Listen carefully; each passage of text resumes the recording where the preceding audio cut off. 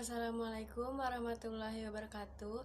Hai, nama saya Nadia Putri dari kelas 12 IPA 2, no absen 18, asal sekolah SMAN 1 Jatiluhur. Di sini saya akan meresensi novel yang berjudul Laskar Pelangi.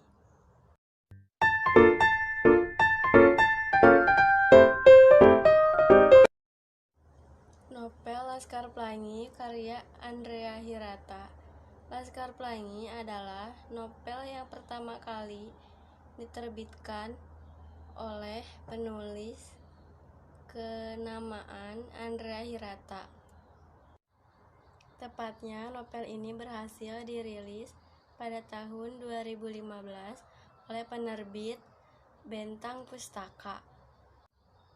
Dalam peradabannya, Andrea Hirata pun mengeluarkan 3 novel sekuel lanjutan dari Laskar Pelangi, diantaranya Sang Pemimpi, Eden Shore, dan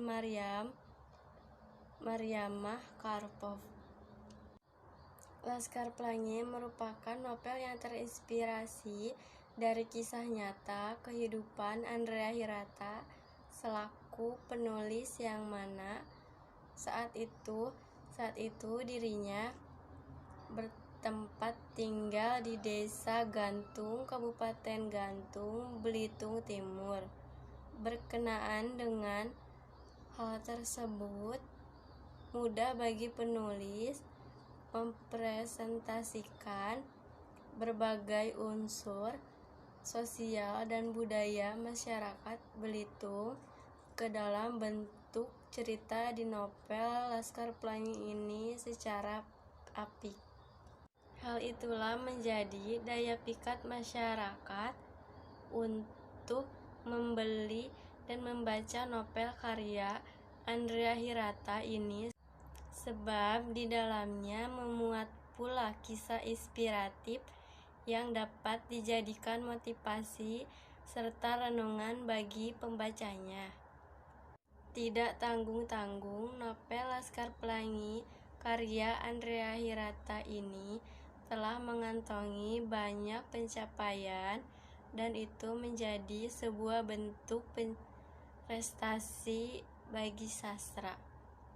Hal itu terbukti bahwa novel ini telah masuk ke dalam deretan internasional bestseller, dialihbahasakan ke dalam 40 bahasa asing, terbit dalam 22 bahasa, dan sukses beredar di lebih dari 130 negara. Tidak hanya itu, Laskar Pelangi berhasil dialihwahanakan ke dalam bentuk layar lebar, drama musikal, serial televisi, lagu, dan koreografi oleh City Dance Company di Washington, serta ditayangkan di Smithsonian dan Berlin. Dalam novel ini, Andrea akan membuat kita terbahak-bahak mengikuti kisah orang-orang Melayu di pedalaman Belitung yang lugu, terseduh-seduh oleh kisah cinta yang masigul atau geleng-geleng kepala oleh intrik-intrik mereka yang luar biasa. Kita akan menemukan manusia-manusia yang tak sempurna, tapi sekaligus menemukan kebijaksanaan dalam diri mereka. Novel Laskar Pelangi menceritakan kehidupan 10 anak yang tidak mampu, tetapi memiliki semangat juang untuk melanjutkan pendidikannya di Kampung Gantung, Kepulauan Bangka Belitung. Sebagian besar dari ke-10 anak yang menempuh pendidikan di SD Muhammadiyah Gantung merupakan anak dari para penambang timah di pulau dengan perolehan kekayaan alam timah yang terbesar di dunia.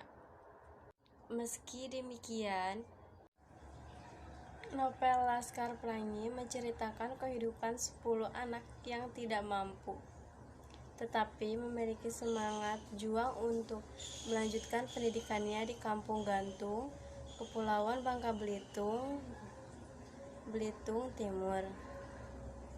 Sebagian besar dari ke-10 anak yang menempuh pendidikan di SD Muhammadiyah Gantung merupakan anak dari para penambang timah di pulau dengan perolehan kekayaan alam timah yang terbesar di dunia.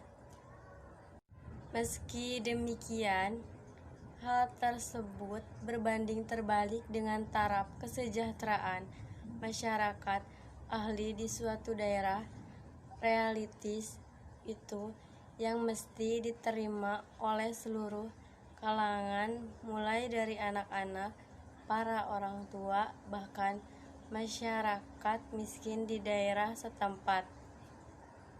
Di balik keterbatasan yang harus mereka hadapi, baik itu dalam bentuk sarana dan prasarana maupun tenaga pendidik, ke-10 anak yang menjadi tokoh utama dalam novel ini tetap mempunyai semangat juang dalam kegiatan pendidikan yang tengah mereka tempuh.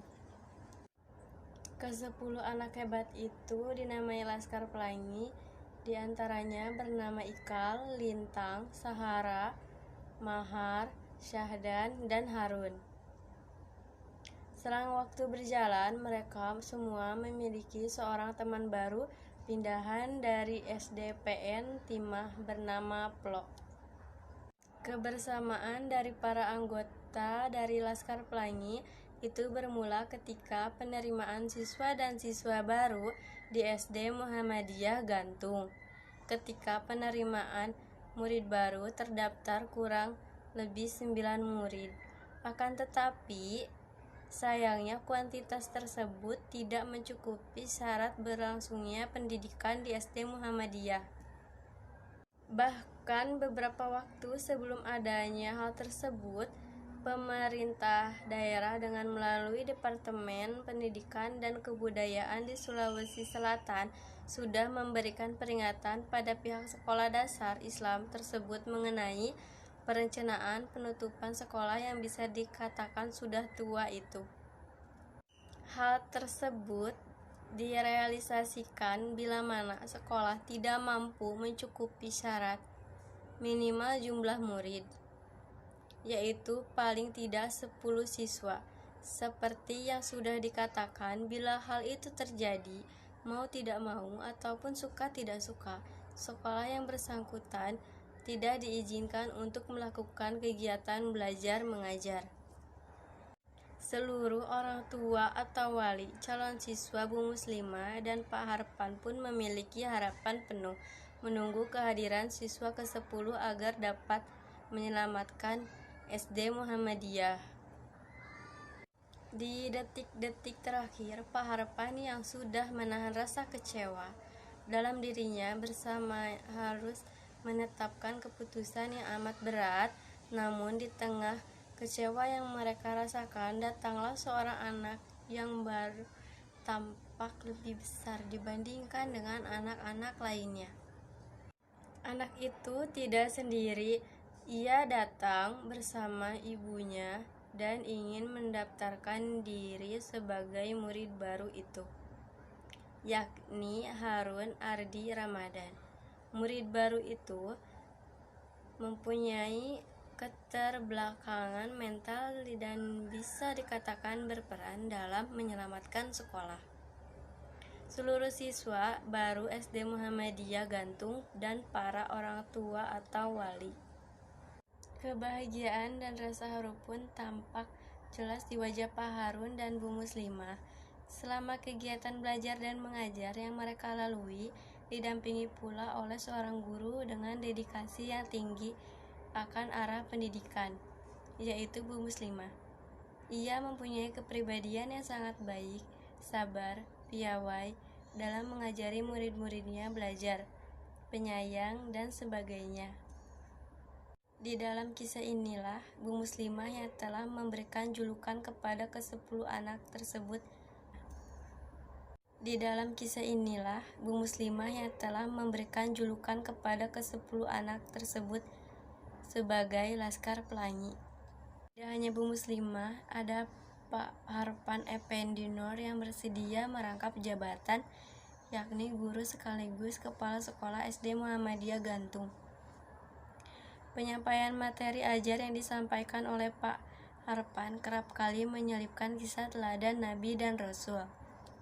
Di novel ini, kisah perjalanan para anggota Laskar Pelangi dalam menjalankan pendidikan SD Muhammadiyah Gantung ditemani oleh sebagai ragam emosional, mulai dari rasa bahagia, dramatis, hingga mengharukan sekalipun.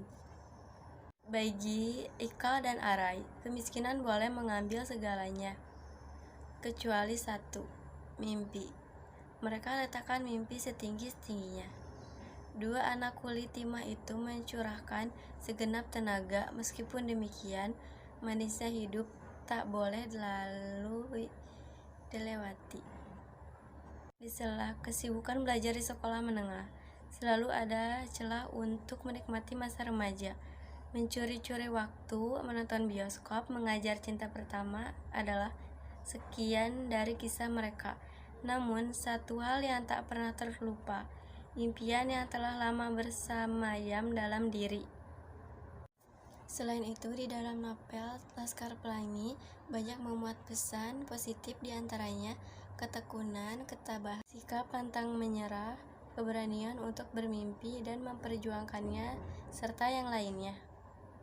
Dalam novel ini pula terdapat pentingnya untuk menekuni pendidikan sekolah dan mempunyai moral agama yang kuat. Novel ini menjadi bahan bacaan wajib bagi kaum muda yang kerap kali bersenang-senang akan kemudahan ekonomi, yang tidak mengenal susah payahnya merintis kehidupan dari nol untuk menggapai masa depan gemilang. Tidak hanya kaum muda, novel Laskar Pelangi juga sangat bagus untuk dibaca oleh tenaga pendidik dan pemerintah yang lalai akan pentingnya ranah pendidikan. Hasil dari kelalaian itu, seperti tidak jarang pula bangsa ia mendapati berbagai macam ejekan atau sindiran dari bangsa lain, sebab bangsa ini mempunyai sumber daya manusia dengan kualitas yang kurang kompeten. Kemudian, poin yang tak kalah pentingnya adalah novel ini mengusung masalah sosial dan ekonomi, yang mana hal itu sangatlah relevan dengan kehidupan, baik di masa sekarang maupun di masa yang akan mendatang. Hal tersebut diantaranya terkait kemiskinan, pendidikan, kesenjangan sosial masyarakat, dan sebagainya. Bahkan permasalahan atau isu tersebut bukan hanya relevan di Indonesia, melainkan di negara-negara lain pula.